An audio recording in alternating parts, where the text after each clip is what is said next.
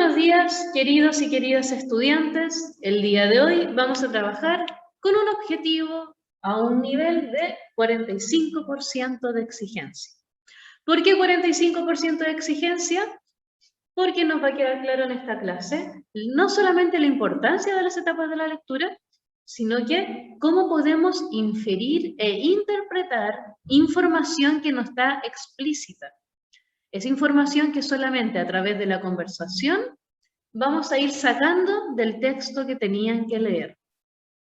Ese texto que usted tenía que leer, ¿cómo se llama?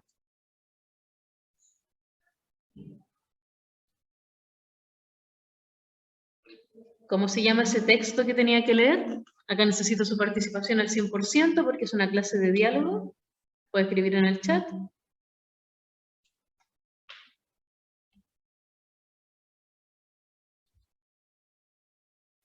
¿Cómo se llama el texto? Ya, Bernardita, muchas gracias. Adán, Florencia, Renata, Trinidad. Se llama El corazón de la alcachofa.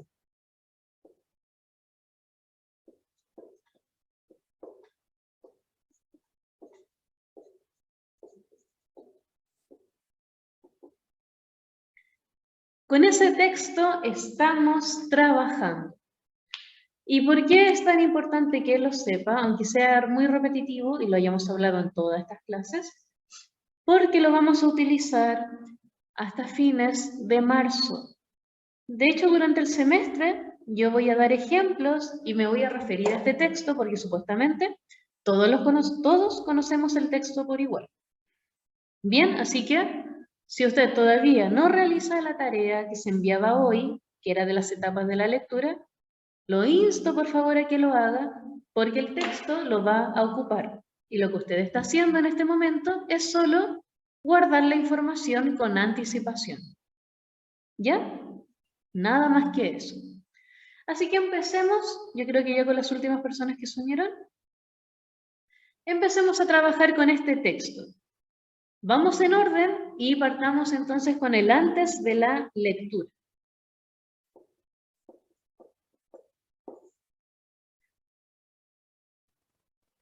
Dígame entonces, en el antes de la lectura, ¿qué cosas realizó?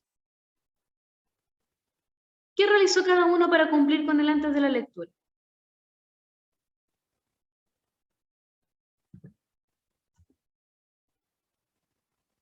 ¿Qué cosas realizó para cumplir con el antes de la lectura?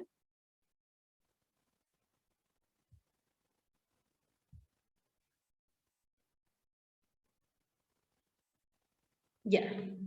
Muy bien, entonces me están llegando las respuestas. Recuerden que pueden escribir para que todos vean su respuesta. Da lo mismo si se equivoca o no. Acá nadie lo va a retar. Ya, por ahí me dicen que realizaron un escáner visual. Investigaron sobre el autor. ¿Autor o autora? Díganme al tiro. ¿Es un autor o es una autora? ¿Usted que vio el contexto de producción? Por ahí me dicen, investigué sobre la vida de la autora. Bien. ¿Qué más, qué más, qué más? Ya, Florencia Cabeza, muchas gracias por su comentario, que está diciendo que ahora entiende por qué decíamos eso de que las alcachofas no son como verduras por temporada y que no todas las clases sociales se lo pueden permitir, porque es un gasto bastante grande para lo poco que pueden aportar, por así decirlo, o pueden llenar. Investigar sobre la autora, infinitamente autora, me dicen. Y algunos me dicen que lo van a hacer hoy. Ya, lo van a hacer hoy, que es la fecha máxima de entrega, a última hora, por así decirlo. Pero aún así, háganlo hoy, porque yo hoy día tengo que entregar ese listado con las personas que no cumplieron. Tengo que mandarlo hoy, sin falta. Así que sería súper fome partir el año, que recién es marzo, ni siquiera estamos a fin de mes, y ya la jefa de UTP del colegio esté llamando a su familia para decir que usted no cumple y que aquí cayó. Así que es más recomendable que me manden la tarea hoy día. Ya. Entonces, me hablaron que la autora. Entonces, es una autora. Pero ¿y cómo se llama esa autora? ¿De quién estamos hablando acá? ¿De Bernardita estamos hablando? ¿Estamos hablando de quién? ¿De Sofía Martínez? ¿De Matilda? Matilda comiendo alcachofas, Trinidad comiendo alcachofas, Scarlett comiendo alcachofas. Ya, muy bien, estamos hablando de Elena, y no de la Elena que conocemos.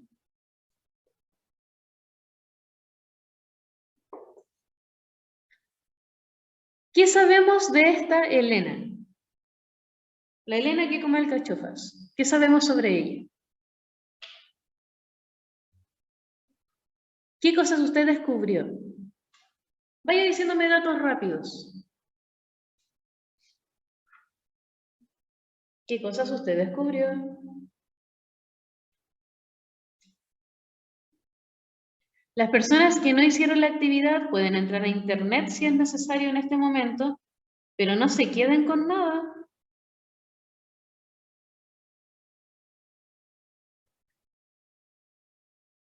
Ya. Periodista, profesora y escritora. Periodista, profesora y escritora. Uy, estoy escribiendo súper mal. Ya, y acá hay datos súper freak respecto a esta autora, porque de verdad su vida ha sido muy interesante. Ella, de hecho, todavía está viva. Bien, es una activista mexicana. También es súper importante eso. Es hija del último rey de Polonia. Dese cuenta, ¿en qué momento uno se imaginaría ser como el hijo de un rey? Es como esa película, hay una película de algo así. ¿Qué más, qué más, qué más? Nació en Francia, me hablan de París, orientación social y política, ha sido muy, muy reconocida. Un príncipe en Nueva York, no, no me refiero a esa, me refiero a la de una de apellido Hathaway,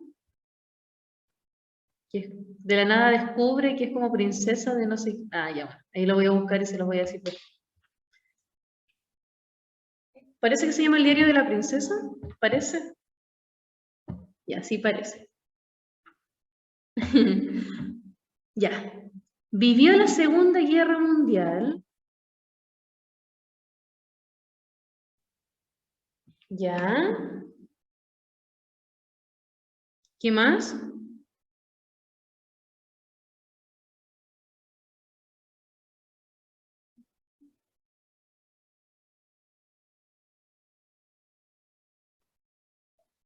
¿Qué más? ¿Qué más? ¿Qué más?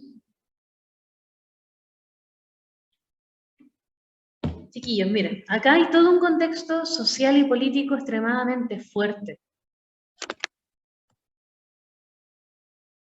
Ella era una activista, sí, lo es hasta el día de hoy.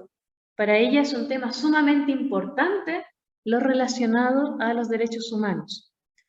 Ella vivió en una época de guerra mundial. Piense, mire, si con la pandemia está un colapso a nivel mundial, imagínese en tiempo de guerra, la destrucción absoluta, no solamente a nivel social, no solamente a nivel de los gobiernos de las repúblicas, sino que también a nivel económico. Imagínense el quiebre de saber que en otra nación la gente está muriendo masivamente, que a la gente la están torturando. Ya, ella escapó, toda su familia escapó finalmente de París. Cuando se realizó la invasión nazi, se empezó, de hecho piensen, en ese tiempo se pensaba que los nazis realmente se iban a apoderar de todo el mundo. A ese nivel de desesperanza estábamos y que realmente el imperio nazi lo estaba ganando todo. ¿Ya? Era ese nivel de crecimiento de estas guerras, de esta desesperanza y sobre todo la destrucción de cosas tan, por lo menos mínimas, para que la sociedad se mantenga, como el respeto a los derechos humanos. A ese nivel estamos hablando, chiquillos y chiquillas. Y en ese contexto, Elena nació y se crió. Ella tuvo la valentía suficiente para, a pesar de todas las cosas que vivió, a pesar de saber las consecuencias de si ella quería denunciar algo, podía vivir, aún así se convirtió en periodista, en profesora y en escritora. Y es reconocida muy, pero muy fuertemente en México. Incluso, si usted no lo sabía, esta autora hizo la voz de un personaje de la película Coco, que usted lloró con esa película, etcétera, etcétera. Ya, ella también hizo, es tan importante para la cultura mexicana que incluso le pidieron que por favor hiciera la voz de uno de sus personajes para que quedara como en la historia que ella había realizado algo así. A ese nivel estamos hablando con esta autora, con Elena. Bien. Ella nuevamente tuvo la valentía, marcó un antes y un después en la cultura de México y comenzó con todas sus creaciones a denunciar.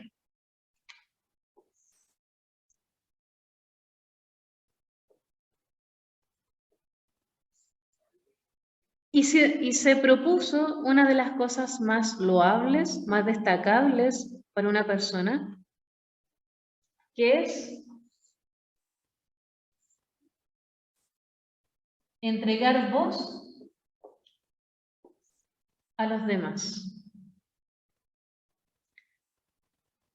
Miren, en la época donde ella se tuvo que criar, las cosas eran sumamente injustas. A tal punto que su misma vida peligraba solamente por su opinión. A ese nivel, ella ni siquiera tenía derecho a opinar de cierta forma porque su vida en cualquier momento podía acabar por culpa de estos dictadores, por culpa de estas personas corruptas. Y ella tomó la decisión de, aún así, con toda su experiencia, entregar voz a otras personas, a la gente marginada, a la gente que sufría en su sociedad, en este caso después en México. ¿Ya? Por eso que ella se convirtió finalmente en periodista, para lograr investigar, para lograr llegar a fondo de los temas y darlos a conocer al resto del público. Por eso se convirtió en escritora, para difundir esta información y sobre todo para generar un cambio a nivel social a través de la información que difundía. Rescató mucho la cultura mexicana. Y obviamente se convirtió en profesora porque el hecho de ser profesora iba a significar que iba a poder acceder a muchas generaciones y por lo tanto realmente cambiar el mundo con su ejemplo. Ella tomó esta decisión tan importante y toda su escritura se basa en entregar voz a otras personas, a gente que lo necesita. Y con entregar voz me refiero a visibilizar, demostrar al resto de la sociedad que esta gente sí existe, a pesar de que la sociedad diga lo contrario, que esta gente realmente existe y merece que se haga justicia por cada una de sus problemáticas. ¿Bien? ¿Hay alguna duda hasta ahora?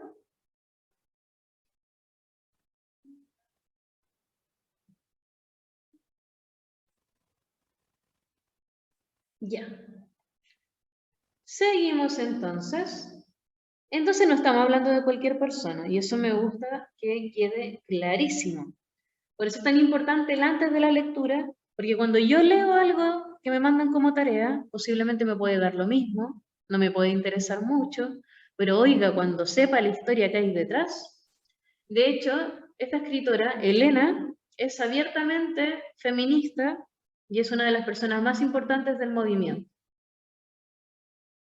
En un país como México, que es altamente peligroso para las mujeres y que significa, por ejemplo, el femicidio, una de sus mayores muertes. Y no estoy hablando de 10 muertes, que ya son demasiadas para un año, sino que estamos hablando de más de 80, de 100, hasta 300. Porque constantemente, todos los días, están matando, están violando, están torturando mujeres, incluso hasta en lugares públicos, lamentablemente. En México el tema está pero más que descontrolado. Bien, también en México existen muchas problemáticas por narcotráfico, hay mucha corrupción, hay muchos grupos delictuales que matan a las personas simplemente por ir en contra de su pensamiento. Así que Elena realmente se está enfrentando a medio mundo. Se está enfrentando contra todo con tal de demostrar que puede ser un cambio. Ah, y gracias Florencia, porque yo había dicho solamente que hizo la voz de uno de los personajes de la película Coco, y acá Florencia Cabezón me confirma que hizo la voz de la mamá. Ya. Bien. Luego de tanto de la lectura, necesito que me diga, por favor, qué hizo después. ¿Qué hizo después cuando iba leyendo? Ahora sí puedo utilizar el audio por si acaso, porque estoy al lado del computador.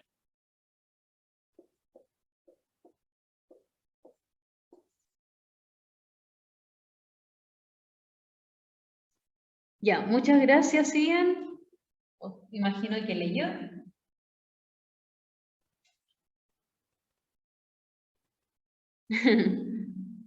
Destacar ideas principales, tomar apuntes de cada párrafo. Ya, lo de tomar apuntes de cada párrafo es súper importante y súper útil, pero ojo, cuando sean un poco más grandes van a leer textos de hasta 300 páginas y van a tener que leer rápido. Así que a veces no van a poder tomar apuntes de cada párrafo, sino que va a tener que ser como un puro apunte por página o solamente por capítulo. Ya, por ahí Adán destacó lo más importante. Ya, también como les comenté, ahora se hace fácil destacar lo más importante y marcar a veces mucha información, más de la necesaria. Pero cuando lean textos muy largos, va a ser difícil. ¿Ya? Así que intenten adaptarlo, intenten buscar otra opción o perfeccionarse al máximo en lo que ya están haciendo. Porque luego van a ser textos más grandes. Ya. Durante la lectura, ¿qué información consiguieron?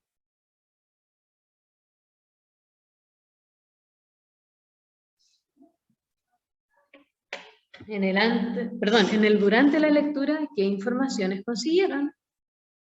Cuando usted revisó ese texto, cuando hizo el escáner visual, ¿qué cosas se encontró?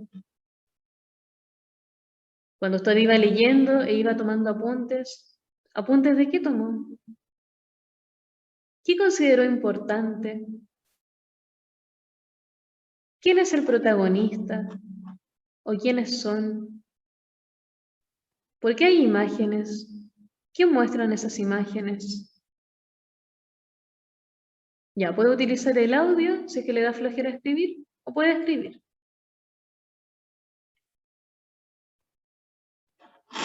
Ya, Martín destacó algo que de hecho la autora se caracteriza por eso.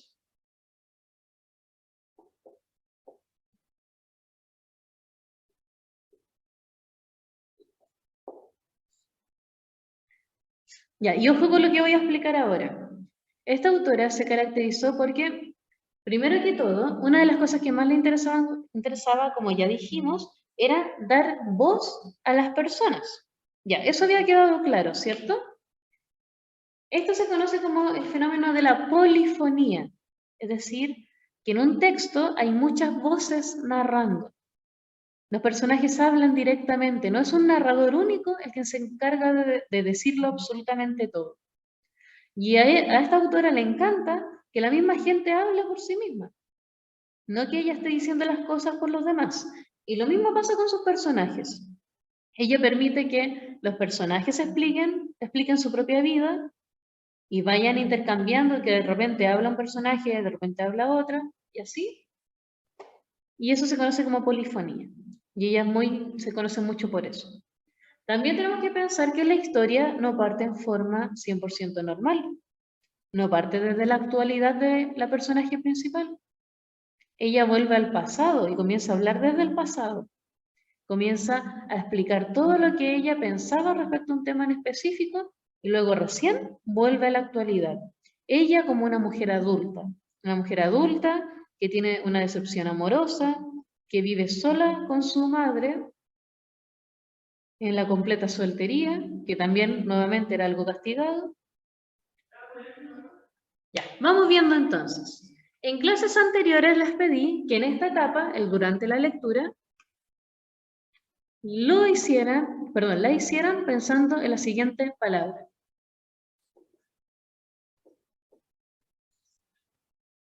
En la palabra familia. ¿Ya? En eso estamos pensando, en el durante y pensando en el concepto de familia. Vaya pensando por qué era tan importante la familia, por qué era tan importante lo de la alcachofa. Vamos revisando. Ya, voy leyendo las respuestas internas. Hablan de cómo hacían las alcachofas.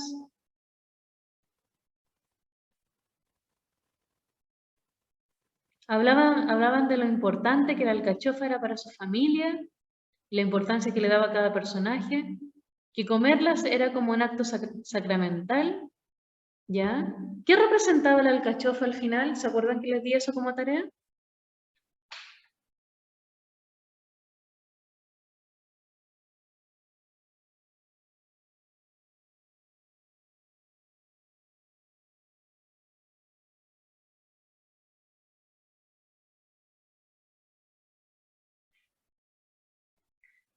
La unión familiar, ¿ya?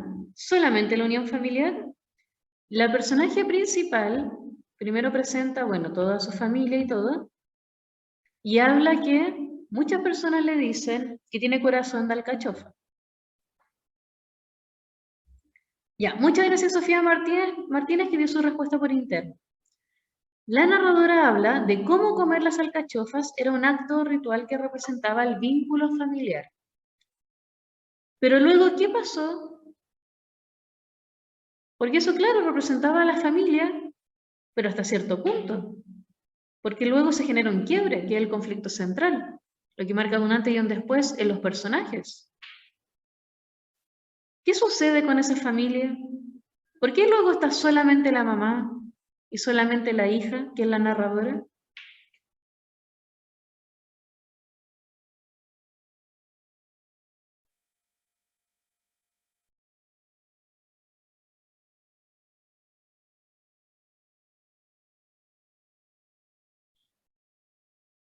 Ya, ¿solamente Martín piensa que es por el divorcio?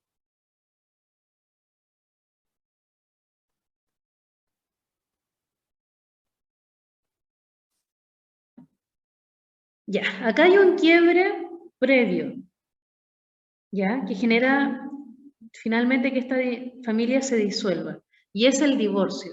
Pero no solamente el divorcio, porque el padre comunica que se va a separar de su esposa porque ya tiene otra familia. Se separa de ella porque la otra mujer lo está esperando y a los días o semanas, dice la narradora, él se casa con la otra mujer. Imagínese, de partir de... De hecho, en ese momento, tanto la abuela como la madre le dicen que por qué entrega esa información en ese momento que están comiendo alcachofas, cuando sus hijos ni siquiera han llegado al centro, al corazón de la alcachofa. Y él se atreve a detener como este momento familiar por algo así. Ese es el primer quiebre y ese conflicto central. Luego de eso, no, nada es igual.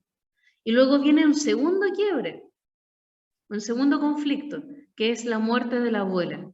Y luego de eso, que años después muere, luego de eso, esta unión familiar no existe, que era lo que representaba la alcachofa. Pero la alcachofa representaba solamente la unión familiar. ¿Qué otro significado le entrega la narradora? Porque ¿cuál es la postura de la narradora? Ella misma dice, está notando que arruinó su propia vida, que la única vida que tenía finalmente la arruinó con sus decisiones, porque ella se enamoró de un hombre y este hombre también le falló. Tal como le pasó a su mamá con su papá, que su papá le falló a su madre, pues bueno, lo mismo ella siente que le pasó.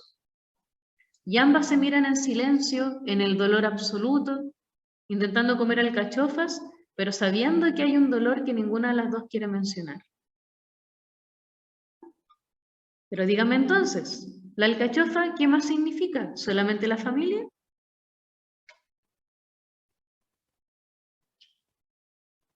¿Solamente la familia?